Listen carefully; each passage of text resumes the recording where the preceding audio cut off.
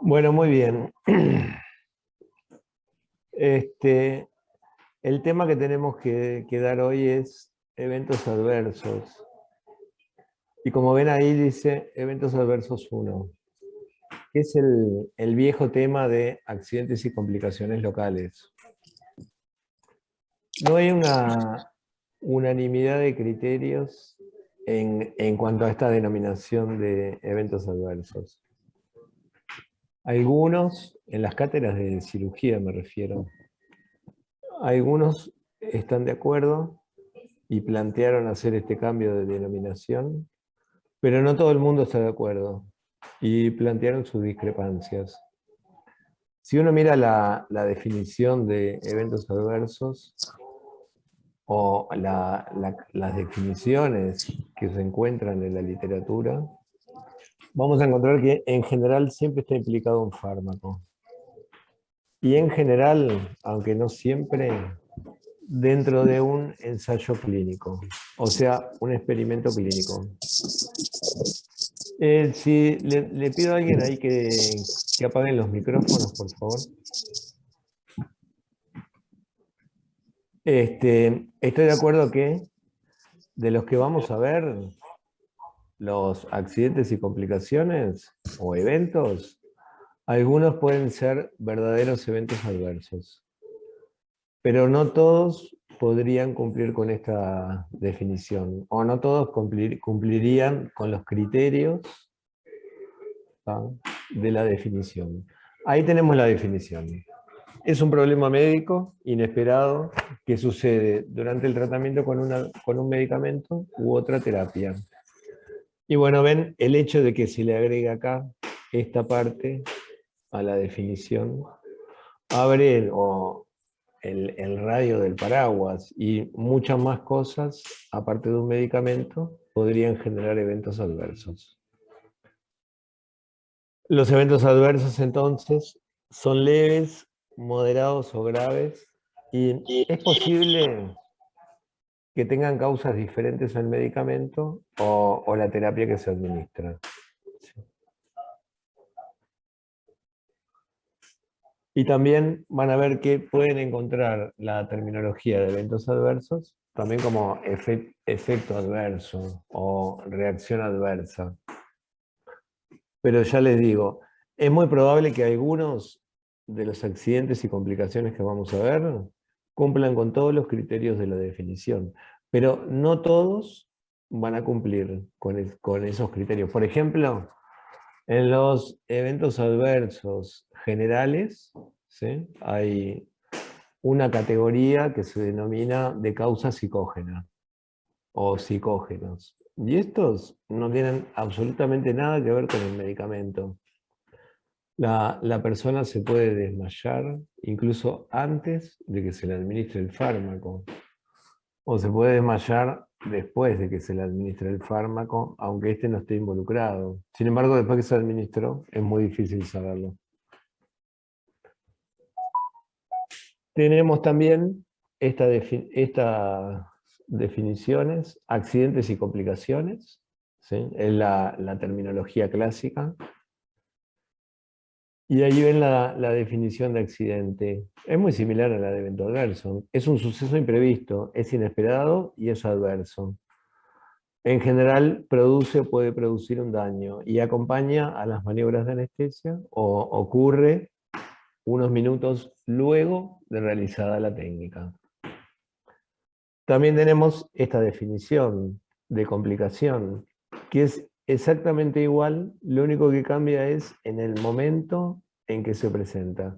La complicación clásicamente se presenta en el posoperatorio inmediato o mediato, ¿sí? Pero esa es la gran definición. Ven, acá dice, se presentan horas o días después de realizadas las maniobras de anestesia, y casi siempre llevan a una nueva consulta por parte del paciente. Ya les digo que de estos dos términos, accidente y complicación, el término accidente es prácticamente obsoleto en lo que respecta a este tema. Si ustedes hacen una búsqueda y utilizan accidente, exodoncia, no les va a saltar nada. O sea que ese término tiende a abandonarse, el de accidente, y el que se utiliza, ¿sí?, fundamentalmente es complicación, y se habla de complicación mediata o complicación inmediata. La complicación inmediata sería el accidente y la complicación mediata sería el concepto clásico de la complicación, ¿sí? ¿Hasta ahí vamos bien? Sí. ¿Sí? Ok, seguimos entonces. Hay que tener presente esto, a pesar de la gran cantidad de precauciones, y además tener en cuenta que la prevención del accidente o de la complicación es el mejor tratamiento, ¿sí? O sea, antes de que se presente, ya hacer, ¿sí?, una prevención o anticiparse al mismo. Bueno,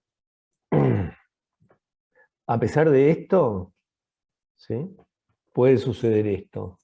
La teoría del caos y fundamentalmente la teoría de las probabilidades nos recuerdan que prever un accidente o una complicación no elimina el riesgo y ni siquiera se llega a disminuir la frecuencia máxima gracias a una conducta profiláctica.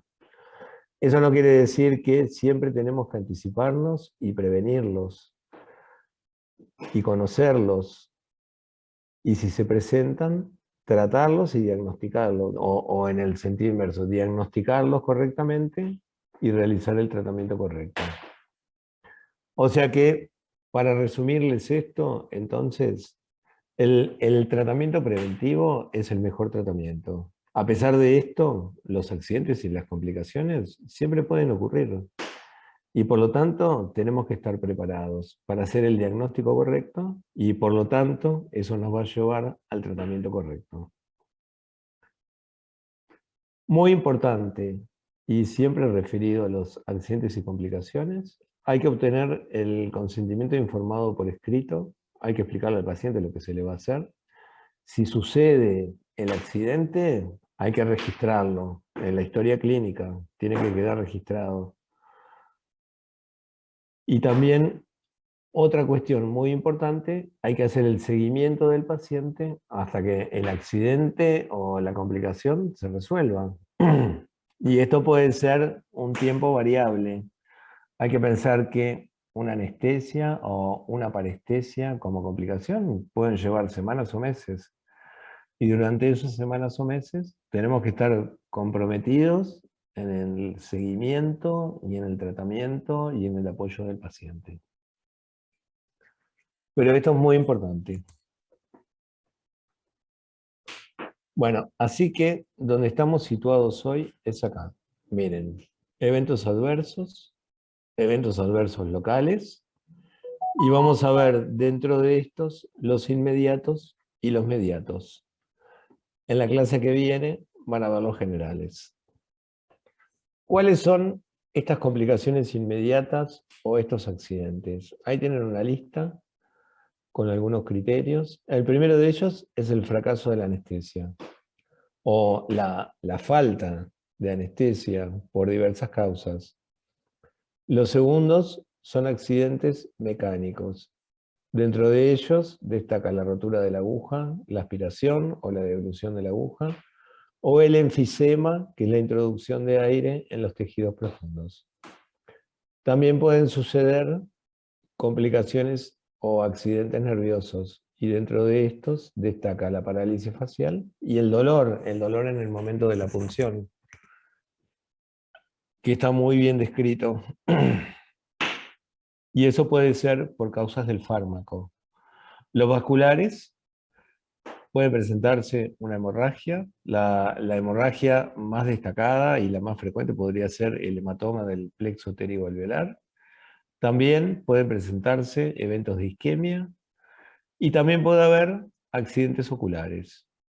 Dentro de estos destaca, por ejemplo, la ceguera transitoria irreversible. Luego tenemos las complicaciones mediatas, o lo que serían las complicaciones. Y ahí tenemos diversos criterios en los cuales fueron agrupados. Las complicaciones nerviosas, el dolor postoperatorio, Otra complicación nerviosa, pero que hay que separarla de las demás, es esta, la persistencia del efecto anestésico. Lo que clásicamente se denomina anestesia o parestesia, luego de una técnica de anestesia. Musculares, eltrismos, mecánicos, lesión de tejidos blandos, ¿sí? Por ejemplo, mordeduras u otros. Infecciosas, como consecuencia de una punción séptica. También hay otras, ¿sí?, cuestionables, ¿sí?, su etiología infecciosa, como las lesiones aftoides, o la reactivación de un herpes simple, ¿sí?, como consecuencia del estrés generado durante la tensión, ¿no?, el estrés acumulado previo además. Y luego tenemos algunas complicaciones vasculares, como la necrosis. La necrosis de la mucosa, por ejemplo, que es algo que puede suceder. Vamos al primer accidente, que es el fracaso de la anestesia, y que puede responder a muchas causas, ¿sí? Puede haber entonces factores del operador, factores del paciente, y factores en los cuales está involucrado el fármaco en sí mismo. Los factores del operador serían estos: el desconocimiento de la anatomía, el hecho de realizar una técnica incorrecta. El desconocimiento de la anatomía no merece mayores comentarios, ¿sí? Ya saben que la anatomía aplicada es fundamental para una técnica de anestesia. Hay que inyectar y depositar el líquido en lo más próximo al nervio que se quiera anestesiar. Y eso requiere conocimientos de la anatomía del nervio y de la anatomía del sitio donde va a ser abordado el nervio. Luego tenemos, puede realizar una técnica incorrecta, ¿sí? Por ejemplo, puede no hacer un test de aspiración, ¿sí?, lo cual también lo separé en el último punto, la inyección intravascular, y puede inyectar en el sitio incorrecto, ¿no? Vamos a ver algunas de estos accidentes. El fármaco también puede ser responsable de la ausencia o la falta de anestesia.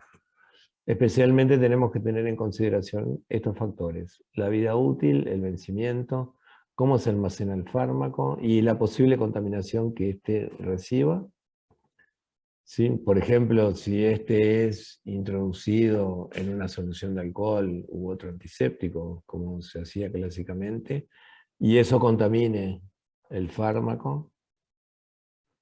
Y también puede haber causas del paciente involucradas en la ausencia de anestesia, por ejemplo el edema inflamatorio, que eso genera un pH local muy bajo, y eso entonces prolonga el inicio o el periodo de latencia e incluso puede hacer que fracase la anestesia. El paciente puede tener ramos nerviosos anómalos o inervaciones ectópicas, o también, algo que se menciona frecuentemente, el nervio alveolar inferior bífido. Y también puede haber algunas características del biotipo, como por ejemplo la mayor o menor convergencia de las ramas, cuando se hace el bloqueo de la técnica del nervio alveolar inferior, y otros. Ahí tenemos algunos asuntos del fármaco. Miren, siempre hay que ver esto, ¿tá? El vencimiento es fundamental, y el fabricante siempre lo informa. Informa cuándo fue fabricado y cuál es el vencimiento. Puede suceder acá defectos, ¿sí?, en la fabricación. Puede suceder esto, ¿sí?, el émbolo acá, ven, que está salido, y miren acá todo este contenido gaseoso que tiene este tubo. Ya no se recomendaría ni siquiera colocar ese tubo ya hay que descartarlo de entrada, ¿no? También puede suceder esto, un cambio de color. Esto podría ser si la anestesia tiene un vasoconstrictor y hay un vencimiento del antioxidante. En fin, esto también podría ser responsable del fracaso de la anestesia. Con respecto al operador, puede inyectar la anestesia o el líquido o la solución en un sitio incorrecto, intravascular, dentro de un músculo o intramuscular, o en una cavidad o región anatómica alejada, como podría suceder acá, como se ve en este corte axial, que es un dibujo, en donde se ve que por detrás del espacio pterigomandibular, que lo ven acá, ¿sí?, está la logia parotidia y dentro de la misma se encuentra el nervio facial.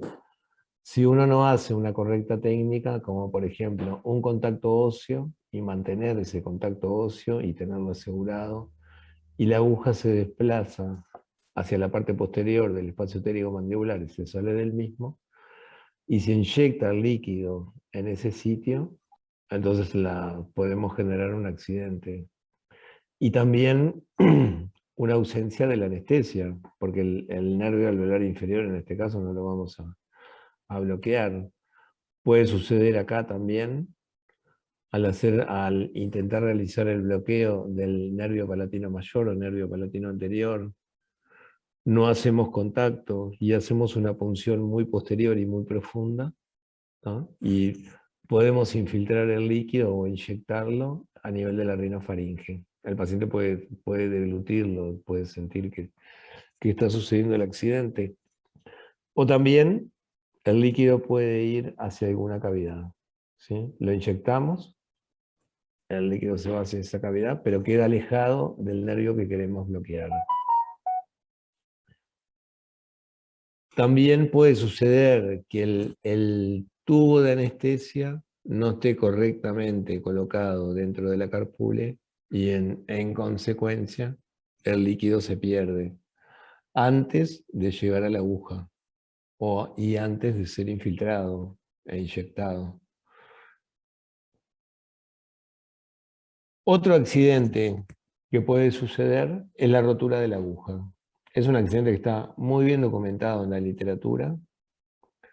Ahí tienen una foto de una aguja de carpule convencional, ¿no? Tiene todas estas partes. El adaptador de la jeringa, el extremo de la penetración en el cartucho, el conector, el eje y esta parte acá, más extrema, que tiene un bisel, está la punta.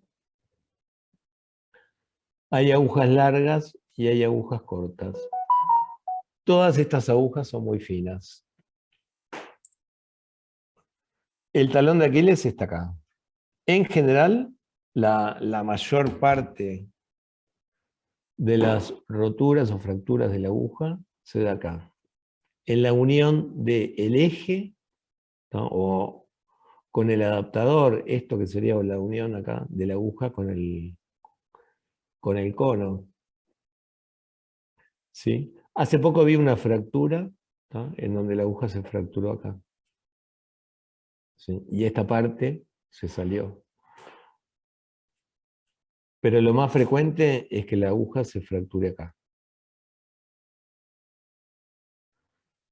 Bueno, ¿cómo son las agujas hoy en día? Y algunas causas o algunos asuntos de la aguja que pueden estar relacionados con eventos adversos.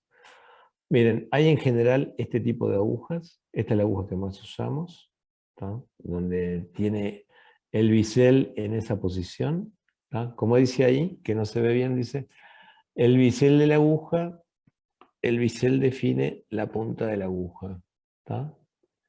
Y puede ser el bisel excéntrico o puede tener un bisel centrado. En general usamos el bisel excéntrico.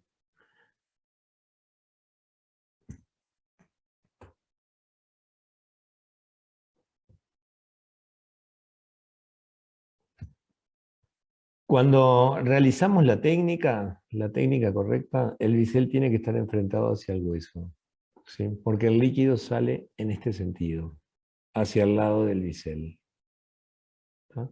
Son agujas muy finitas, y acá lo que se plantea además, como esta aguja es muy finita, tiene una tendencia importante a flexionarse, ¿tá?, y hacer esto, ¿sí?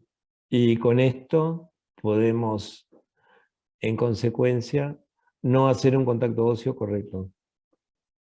¿sí? O sea que la aguja se flexiona, por ejemplo, en una técnica de bloqueo del nervio alveolar inferior, se nos flexiona.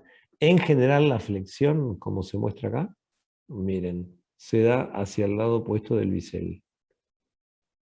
Y en consecuencia, al no hacer el contacto, la aguja se va hacia la parte posterior. Para evitar esto, se recomienda hacer esto. La técnica de inserción rotatoria, con pequeños movimientos de un cuarto o medio de vuelta, en la medida que ingresamos desde el punto de punción al punto de inyección, hacemos esos pequeños movimientos de rotación y eso impediría que la aguja se flexionara. Bueno, algunas características, ¿no? Cuanto mayor es el ángulo del bisel, mayor será el grado de desviación. Bueno, esas son las agujas. Estos son los calibres de las agujas, ¿no? Usualmente usamos esto. El calibre 27, ¿no? Que miden lo que es el diámetro interno, 0,2 milímetros, 200 micras. ¿No? Y su diámetro externo es 0,41 milímetros, o sea que serían 410 micras aproximadamente. Las agujas de calibre 30, ¿no? Tienen 310 micras externamente y 150 micrómetros, ¿no? De luz. Ya se los mostró esto el doctor Escarrone. Las agujas en general, no siempre, pero vienen, ¿no?, envasadas en esos códigos de colores. Y bueno, en la caja siempre tenemos que tener en cuenta estas cosas, ¿sí? Saber la longitud de la aguja, saber el calibre. En la literatura se menciona esto. Pogrel hizo una revisión que abarcó desde el año 1983 hasta el 2008. Y ahí registró o encontró 16 casos publicados, ¿tá? Obviamente que puede haber muchos más, porque estos 16 casos en ese periodo de tiempo fueron los casos que se informaron en la búsqueda o en la revisión que hizo Pogrel, ¿sí? Bueno, de estos 16 casos, encontró que la fractura de la aguja, en todos los casos, se trataba de agujas cortas. Y en la mayoría de los casos, eran de un calibre muy finito, 30 gauge, ¿sí? Y en la minoría de los casos, o en el resto de los casos, ¿tá?, 3 casos, la aguja tenía este calibre, el 27 gauge. También encontró esto, relacionado con la técnica de esos 16 casos. 15 casos se produjo la rotura de la aguja cuando se intentó bloquear el nervio alveolar inferior. Y el caso restante fue cuando se intentó realizar el bloqueo del nervio alveolar póstero superior, ¿sí? O sea que esta revisión ya nos deja mucho aprendizaje. Malamed hizo un resumen de las publicaciones sobre agujas dentales rotas y encontró esto. Algunos casos aislados, encontró la revisión de Pogrel. Él mismo hizo una revisión, encontró la revisión de Reed y también encontró información de los fabricantes. En total, ¿sí?, lo que encontró fue que en la mayor parte de los casos, ¿sí?, estaba involucrado el bloqueo del nervio alveolar inferior. Y el resto de los casos estaba involucrado el bloqueo del nervio alveolar póstero superior. En la mayor parte de los casos, además, ¿no?, miren el calibre de la aguja, agujas muy finitas. La mayor parte de 30 gauge y el resto eran de 27. ¿No? Puede ser que en todas estas revisiones haya algunos casos superpuestos. Eso lo aclara Malamed en el texto. Pero bueno, lo que publica Malamed es algunos puntos en común referidos a la rotura de la aguja o la fractura.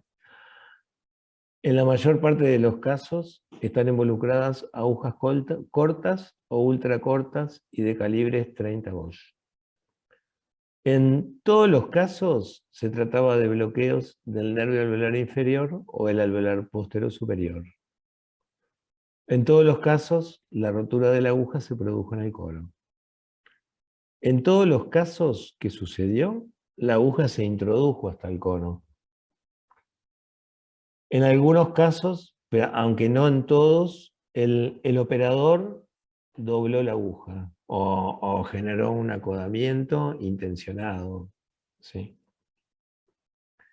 También se menciona movimientos bruscos e inesperados por parte del paciente mientras la aguja se encuentra dentro del tejido blando. O sea que el paciente de algún modo hizo un movimiento brusco y eso contribuyó en gran medida a que se fracturara o se rompiera la aguja. Y también lo que encontró es que en la mayor parte de los casos se hacía un contacto forzado contra el hueso. O sea, estos son los factores en común que descubrió Malamed referido al accidente o evento adverso. Por lo tanto, pudo concluir y pudo introducir algunas medidas preventivas. Por ejemplo, no usar agujas cortas para el bloqueo del nervio alveolar inferior, y eso tanto en adultos como en niños. No usar agujas de calibre 30 Gauge para el bloqueo del nervio alveolar inferior. No doblar la aguja. Evitar la inserción hasta el cono de la aguja. Y actuar con mucha precaución, o sea, hacerlo de la manera más atraumática posible, colocando el bisel hacia el lado que corresponde. ¿Sí? Esto que está acá abajo es lo que tenemos que evitar. ¿Sí? Acá está un bloqueo al nervio alveolar inferior en una foto clínica. Ahí está el punto de punción y miren la introducción de la aguja. No se ve del eje, no se ve prácticamente nada. ¿Tá? Si la aguja se fracturara acá, el eje de la aguja se iría hacia los tejidos profundos. Con suerte podríamos ver un extremo y lo podríamos retirar. Esto es lo que se recomienda. ¿Sí? Si acá se fracturara la aguja, por lo menos tendríamos todo este sector de la aguja que nos permitiría hacer un retiro rápidamente antes de que la aguja se introdujera hacia los tejidos profundos, ¿tá? Que luego son muy difíciles de abordar. El tratamiento inmediato en general, si se puede, o también, si no se puede en el momento, se realiza un tratamiento diferido. En el momento, como les dije, si se encuentra visible el extremo roto de la aguja, hay que intentar su retiro con una pinza hemostática de tipo mosquito. La de punta curva es más útil que la recta. Si no es así, o sea, si eso se puede realizar y se retira la aguja en el momento, entonces ahí se terminó el problema. Se cambia la aguja y a otra cosa. Pero si perdimos la aguja y esta se fue o se desplazó hacia los tejidos profundos, entonces hay que hacer una derivación del paciente, en general a un cirujano, pero no para que él los traiga, sino que fundamentalmente para que haga la evaluación. Y si corresponde, hacer la extracción. También corresponde hacer un diagnóstico imagenológico. Y en general, la técnica recomendada es la tomografía computarizada. Otro accidente, ¿sí? Puede ser un accidente, aunque también es una complicación. Para el paciente es una complicación porque se le presenta en el posoperatorio, pero es un accidente porque se da en el momento en que infiltramos el líquido. En general, lo clasificamos como una complicación. La parestesia, entonces, se define como una anestesia persistente o una anestesia más allá de la duración esperada, o una alteración de la sensibilidad más allá de la duración esperada de la anestesia. Por otra parte, hay que pensar que la definición de parestesia también tiene que incluir como cambios en la sensibilidad, la hiperestesia y la disestesia, que pueden presentarse combinada con la anestesia o la parestesia. Y ahí el paciente experimenta tanto dolor como anestesia. Malamé le llama acorchamiento, porque cuando tiene una extremidad anestesiada es como que esa extremidad fuera de madera. Uno pierde hasta la motilidad de la extremidad o pierde la habilidad o la capacidad de realizar la función normal cuando esa estructura está anestesiada. Algunas generalidades. Pueden suceder en pacientes hiperreactivos. Ahora vamos a ver en algunos casos. La parestesia también es una de las causas más frecuentes de litigio por mala praxis en odontología. ¿Sí? O sea que es muy recomendable que si el paciente tiene una parestesia, como consecuencia de una técnica de bloqueo de algún nervio,